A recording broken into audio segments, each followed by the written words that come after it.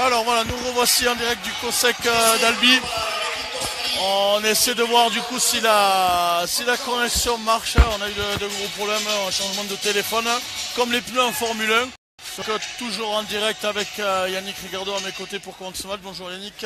Salut Cyril. Là on vient d'assister au premier essai de l'équipe d'Australie de Stephen Rochekoust. Voilà, et vous allez assister à la transformation qui est tapée au point du numéro 7 Karim Diab.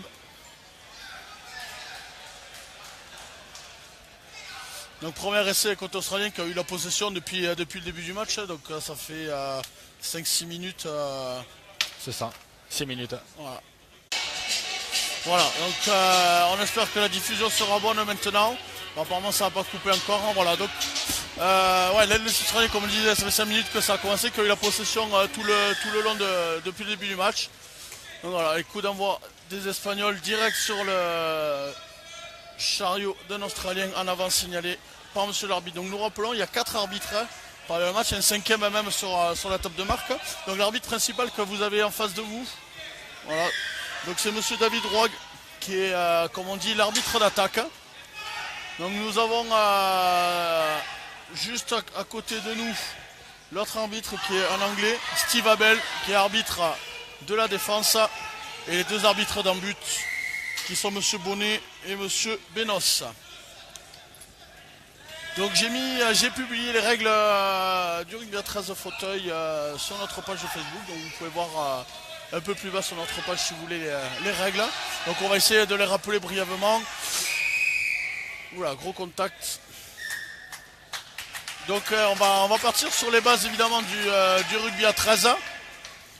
Donc à chaque fois qu'un joueur est touché ou détagué, comme on dit au rugby fauteuil, un joueur est détagué. Donc la défense doit se mettre à 4 mètres, Yannick. Il y a juste le détagueur qui reste en face voilà, du joueur qui a été détagué. Comme au rugby à 13 où le plaqueur reste en face du plaqué. Voilà.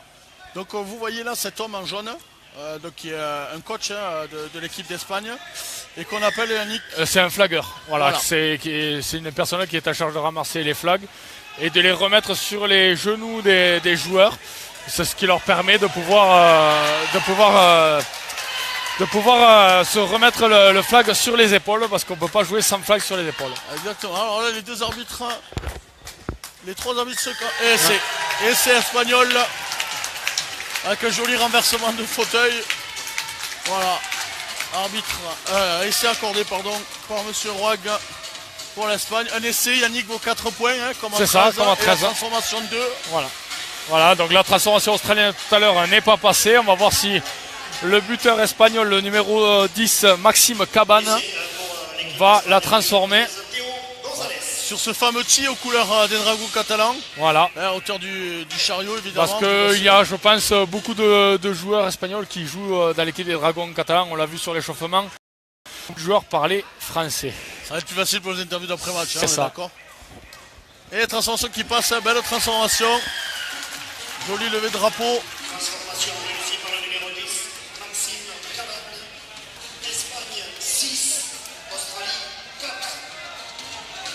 Donc comme l'a dit Yannick, à chaque fois qu'un joueur est détagué, avant que la remise en jeu soit faite, on est obligé d'avoir 2 tags sur les épaules. C'est ça. Comme vous pouvez le voir sur les images, les joueurs ont 5 tags sur les genoux.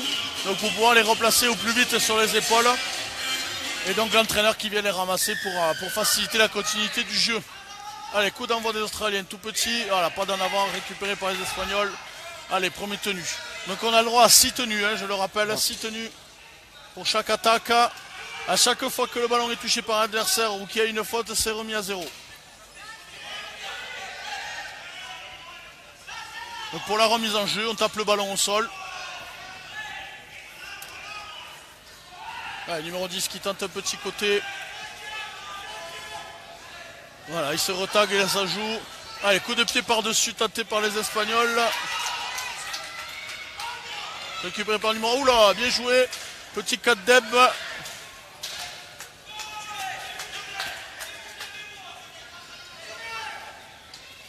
Pas facile, la maniabilité de ces fauteuils, Yannick. Avec le ballon dans une main, C'est ça. on doit pousser quand même. Hein. Alors, pour rappel, les ballons, c'est des ballons de rugby taille 4 pour les connaisseurs, qui doivent être un peu dégonflés pour pouvoir le pincer, avec la main. Voilà. Donc, beaucoup de passes se font à une main. Donc vous entendez ces chocs, hein, c'est de gros bruits. Le fauteuil qui se tape face à face. Ils ont des protections évidemment pour pas se faire mal au pied. Oula, quelle petite percée du numéro 5. Belle passe, 3 contre 2 à jouer. Ouais, et belle passe après contact. Et c'est dans le numéro 13 le capitaine Ryan Yara. Bel essai côté australien. Hein. Donc il y a vous pouvez le voir les supporters avec ici la Coupe du Monde. Et on peut voir qui est à côté de nous.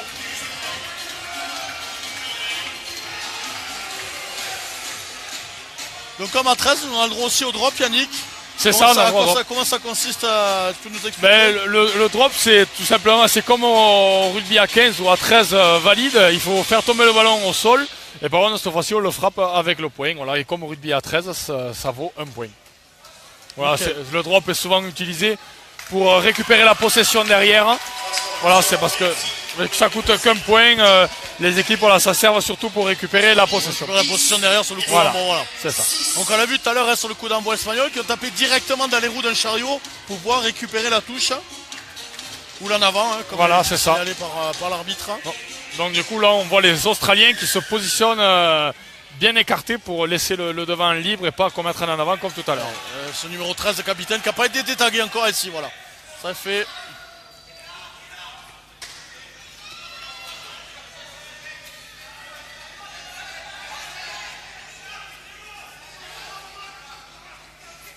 Ça joue 3 contre 2 à jouer, bien joué. Oula, belle passe, retour inter. Belle chute. Voilà, qui n'arrive pas à se remettre. L'entraîneur va lui filer un coup de main. Voilà, il est remis sur ses pattes.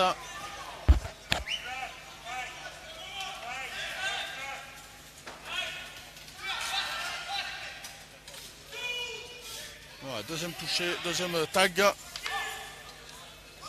Alors n'hésitez pas à commenter avec nous en direct, on vous suit en direct sur la page Radio Olympique TV. On répondra à toutes vos questions hein, si vous n'avez pas tout compris, toutes les règles. Hein. Ce sport est nouveau pour un peu tout le monde. Hein. Donc surtout n'hésitez pas. Alors qu'on salue nos amis australiens. Welcome to Australian Friends. C'est ça. Ah, mon anglais incroyable. Oh, non. Non, défendu ou pas? Je pense qu'il y a un avant. Ouais. Il y a un avant. Il nous a fait une domine ici. Voilà, en avant entre les poteaux, signalé par l'arbitre. Dommage, c'était bien joué ce retour inter entre les poteaux. Allez, ça relance le jeu. Donc voilà, les joueurs qui essaient d'éviter les bras, hein, de se faire détaguer par les bras. C'est pour ça que c'est compliqué de venir face à face, Yannick, parce que la longueur de bras n'est pas suffisante. Hein, si on vient face à face avec le défenseur. C'est ça. Mais par contre, il y a un petit détail technique. Le joueur n'a pas le droit de lever le bras en l'air avec le ballon, parce que sinon il cache son épaule et du coup on ne peut pas le détaguer. Donc des fois c'est pour ça que c'est un peu limite, mais les arbitres sont là pour veiller. Oh là, chute. Chute encore. Hein. Ouais. Il a voulu revenir en arrière. Ça n'a pas fonctionné comme il voulait.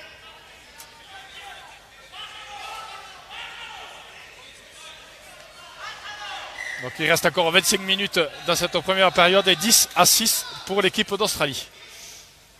Un coup de pied à suivre directement dans la but. Donc là on vous le rappelle, c'est pas une demi-finale, c'est un quart de finale. Hein, la Coupe du Monde qui compte 7 équipes. Dont la France qui est directement qualifiée pour les demi-finales. Là, la première quart de finale oppose donc l'Espagne à l'Australie. Et la deuxième, Yannick? La deuxième, ce sera Pays de Galles, Italie à 19h30. Et avant ça, à 17h30, il y aura un match exhibition entre l'Écosse qui a fini donc 7e de cette Coupe du Monde contre une sélection Occitanie, avec notamment des joueurs des Pandas de Montauban. Oula, belle Chistera, détagué avant. Non, l'arbitre ne l'a pas compté. Si, il a oublié de siffler. On revient au détagage juste avant, dommage. Belle action côté australien. Qui ont la même mise quand même sur le jeu, techniquement un peu au-dessus. On voit les Australiens qui font une attaque un peu en double ligne, comme on l'appelle le rugby à 15. Il y a toujours ce numéro 7 qui se positionne dans l'axe d'un de ses coéquipiers et qui arrive soit intérieur, soit extérieur pour faire la différence. C'est vraiment bien joué. À 2 contre 1. Oui, belle fin de passe. Et c'est du numéro 5, Greg Cowan. Greg Canan. Ah, c'est l'écriture de Yannick qui m'a fait tromper. Mais bon, Cowan, ça faisait bien quand même. Ouais, Cowan, avec l'accent impeccable. Alors que voir la présidente du comité du temps, la 13, qui arrive au téléphone et en retard.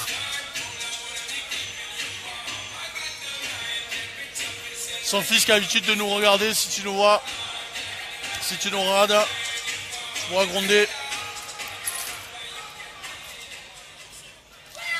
Donc on rappelle les Australiens qui ont un surnom, hein, comme les Wallabies à 15, les Kangaroos à 13. Et bien là, ce sont les Willarus. Un Will comme roux. S'il y a d'ailleurs un Australien qui nous regarde, qui peut nous dire exactement ce que ça veut dire. Transformation réussie par le numéro 7. Il va falloir qu'ils parlent français, qu'ils nous comprennent. Hein. C'est ça. Australie 16, Espagne 6.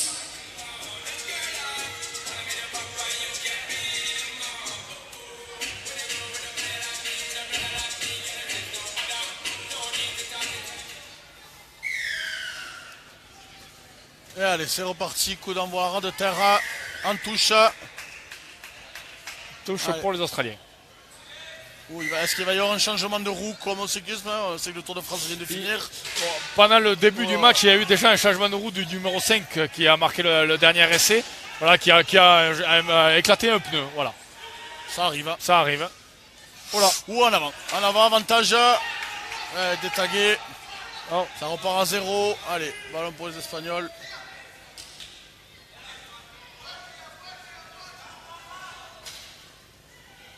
Ouais, première tenue.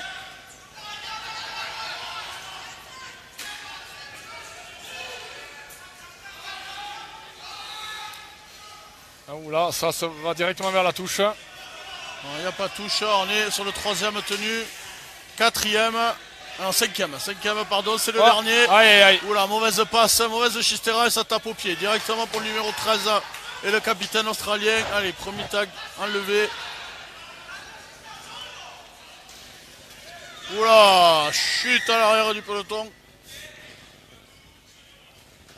Allez, deuxième tag. Allez, est-ce que l'Australien va arriver? Ouais, hein. Impressionnant, hein. Oui, c'est vraiment les contacts. Je ne sais pas si vous vous rendez compte, mais les contacts sont très très rudes. Hein. Ouais, voilà ce que vous avez dit. Le numéro 7. 2 contre 1 joué. Ça va se jouer à la vitesse. Ah là, dommage. Voilà, le numéro 7 qui arrive en deuxième ligne à chaque fois pour créer le décalage. Cette fois-ci, on l'a servi de suite. Ah, les Australiens qui ont vraiment une grosse maîtrise. Ouais, ça joue pour les Espagnols, le grand côté. Ouais, ça joue à pleine vitesse, voilà. Ça arrive bien lancé, belle Chistera. Ouais, ça joue, pas beaucoup d'arrêt de jeu dans ce sport. Oh. Allez, quatrième. Il en reste 2 côté espagnol, ça rejoue grand côté. Il essaye le 1 contre 1 et ça déborde. Ça déborde, dommage. Allez, cinquième, c'est le dernier. Et il tape au pied, petit coup de pied à suivre, bien récupéré. En avant. En avant, Australien. En avant, que va dire l'arbitre? Non. Et non. Ah non. Pas en avant signalé par les arbitres. Oh, c'est retour inter à hauteur, bien joué. Ça ne donne rien. Ouh, belle Chistera croisée. Ça revient inter 2 fois. Ah non, ça revient au deuxième arrachage. Signalé par l'arbitre. Sur le capitaine australien. D'attaque, David Roig.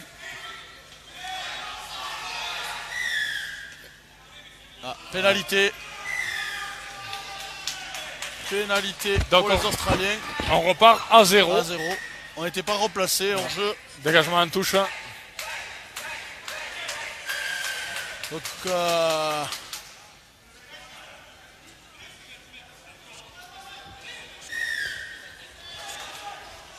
alors on rappelle, le score est toujours de 16 à 6 pour les Australiens. Ouais, bien joué Exter. Fausse croisée, tentative de fausse croisée. Alors Cyril, je te laisse un petit défi, c'est de donner le nom du numéro 2 australien, que Ah, j'appellerai moi William. C'est pas mal, William aussi. Ah, il était sur les poteaux, les gars. Il a failli faire tomber les poteaux. Ouais, ça joue de contre. Qu'est-ce qu'il va faire? Il a tenté. Eh non, il s'est fait détaguer avant. L'essai ne va pas être accordé logiquement par les arbitres. Alors le numéro 2, monsieur Daredere Nalagi. Voilà, impeccable. Facile. Mais comme toi, je vais l'appeler William. Voilà. Le numéro 2. Hop, et le drop. Et voilà. Voilà. Premier drop de cette partie. Un point. Du numéro 7 et buteur Karim Diab. Donc comme vous le voyez sur le terrain, les deux équipes sont à 5, 5 contre 5, sur un terrain équivalent à un terrain de hand, avec 5 remplaçants de chaque côté. Et les remplacements sont illimités. Exactement, remplacement illimité. La particularité du coup, vu qu'on est sur un sport d'handicap, nous sommes obligés d'avoir 3 joueurs présentant un handicap sur le terrain. Et touche trouvée. Non, bien récupéré juste avant la touche. Magnifique coup d'envoi. On a joué avec le rebond du ballon ovale. Ça joue à extérieur. Oh, détagué et ça joue vite. Bien joué vite. Allez, redétagué encore un deuxième. Ça joue encore petit côté, troisième. Allez, le 12 qui arrive lancé comme un frelon. Ouh là, non. Oh, Mathieu Lartaud. Oh là là, dans le trou. Il était dommage. Bien défendu par le numéro 7 australien Karim Diab. Allez, ça joue pour les Australiens, ça joue vite pour les Australiens. Le 3 qui tente de déborder. Voilà. Proche sous de Stéphane. Les Australiens qui ont quand même une maîtrise technique supérieure aux Espagnols. Ouais, même en défense, on le voit, ça se déplace beaucoup plus vite. Et physiquement, c'est autre chose sur les contacts, sur la vitesse de déplacement. Allez, il est parti sur l'aile. Il détagué rapidement. Allez, milieu de terrain. 3 contre 2 à jouer. Ouh, faites 2 passes, il prend l'intervalle, il a personne. Bien William, bien joué. Allez. Daredere Nalagi, William. Allez, voilà, on voit l'entraide entre les deux équipes. Voilà. Applaudi par le nombreux public du COSEC. C'est vrai, le COSEC qui fait pratiquement ça le comble pour ce premier quart de finale. Les gens sont curieux de découvrir ce sport qui est pour moi très très intéressant. Ouais, très actif. Après, c'est compliqué de le voir en direct. Je ne sais pas si toi tu en as fait. Moi j'en ai fait pendant un quart d'heure avec le club de l'Escure là, qui m'a permis de monter sur le fauteuil. Bon, déjà avec mon gabarit compliqué, les fauteuils sont un peu étroits. Mais un quart d'heure j'étais cuit. Non, moi j'attends l'invitation de Patrick Gorina, secrétaire général du club des Pandas de Montauban, qui m'a pas encore invité. Allez, ça se joue à la vitesse. Est-ce qu'on va avoir un essai? Non, ça va dans l'embut. Dommage, un ballon mort. Ouais, bien tenté. Dommage, manque de vitesse de la part de l'Espagnol. Le petit jeune, le numéro 35, Molina Carlos. On peut le voir quand même tous âgés représentés sur le terrain. Parce que je pense que le capitaine Ryan Yara doit pas avoir l'âge de notre père.